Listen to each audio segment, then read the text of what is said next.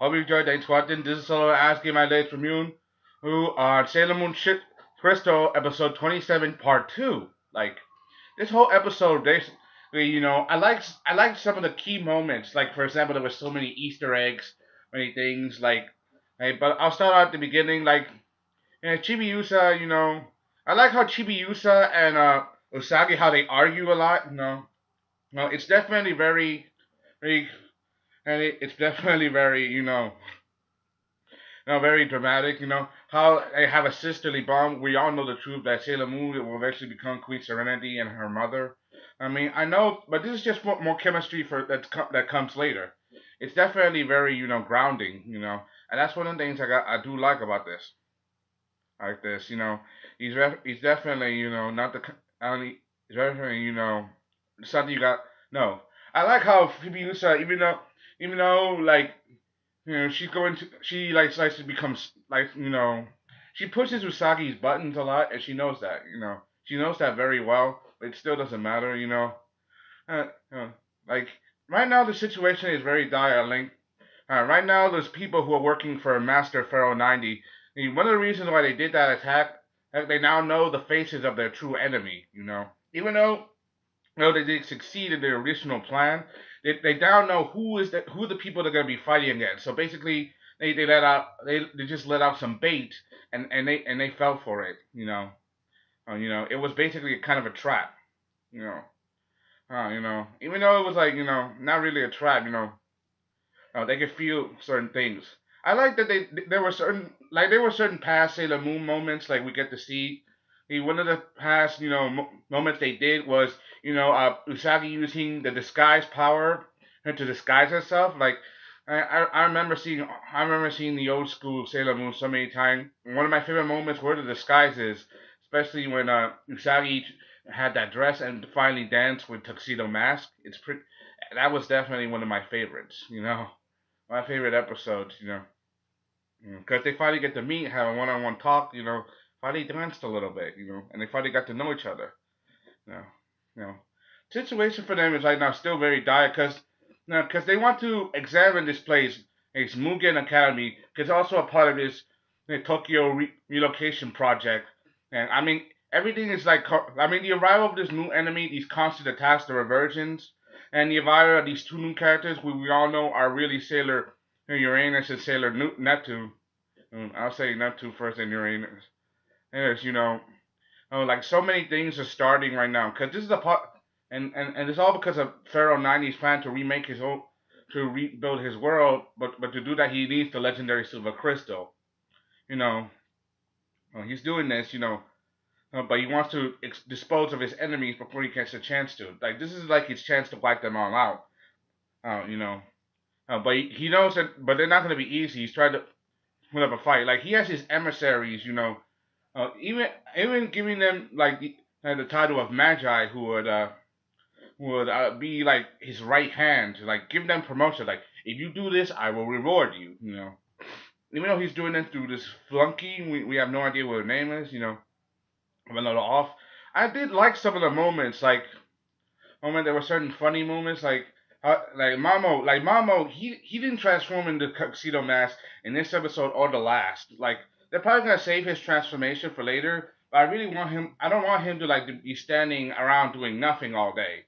And that's something I don't want him to do. I don't want him to be a side character.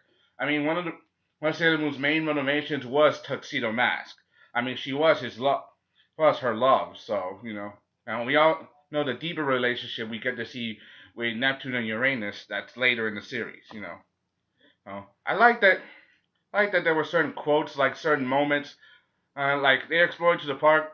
They know that there's something wrong around this area. Like they have no idea what's going on. Like the enemy has big plans and they don't know what it is, but they're ready to fight. Exploring.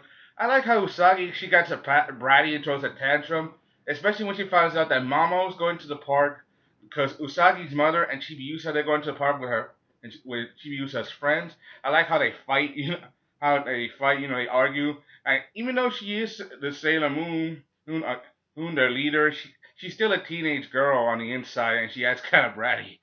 That's one of the things I gotta like. That's one of the things I know and like. The childiness, and that's part of the charm of Sailor Moon. Its goofiness, how it relates to teenagers, the immaturity. Hell, I was a kid when I first started watching Sailor Moon. So I'm not one to talk. I'm one to talk. So one of the things I gotta like the most is the confrontation they have. Even though they were splitting up, even though Usagi transformed herself to a student, like Neptune, pointed her out right away, and they could see into each other. They notice that they can notice they can feel something from each other. Like they know that one of them isn't a normal person. Hey, yeah, and the same with Uranus when he talk with Sailor N. I'm gonna call him Sailor N because I don't want to call him Uranus. Next, because he's too funny to sound. I know it's the name of a planet, but still, in this modern society, people, start to blur their lines and mess up. Seeing how he confronts the other Sailor Scouts, they're both giving them warnings that to be wary of this place. It's dangerous, and also not to come back. Like basically saying that this is our turf. If you cross this line, something bad will happen. So basically, you know, there's a lot more into this. And remember, this story is not canon with the original story of Sailor Moon. Because this is like taking some of the stuff that was in the manga that hasn't been seen yet and redoing it. It's retelling a story. It's a new spin on an old classic, which is what I said in my earlier videos when Sailor Moon came back a while back. And it was definitely very hype, and it lives up to the hype. So any loyal fans, I gotta admit, you will like this episode because this is basically basically surveillance, like what they're gonna deal with and encounter. Even though they got to deal with this enemy, and one of the things I gotta note that Chibiusa, even though she went off on her own and she wasn't supposed to, she met this girl. This girl, she seemed kind of sad and even like in pain. Even though they saved her, even though they revealed her to be Sailor Scouts, this girl isn't an ordinary girl because she has this power to heal. But what other secrets is she hiding? Like it's giving you more. Because this is a two-parter. I didn't even who bought her. It was a kind of surprise. Because it's adding to the story. It's like giving you more fuel. It's like giving you new stuff and also more fuel to be interesting. You can quote me on that, right? Because that's one of the things I gotta like about Sailor Moon. I'm a loyal fan. Part of me even want to rewatch, the old Sailor Moon show. Because I'm nostalgic. I'm loyal. I like that. But I don't want to get too into things.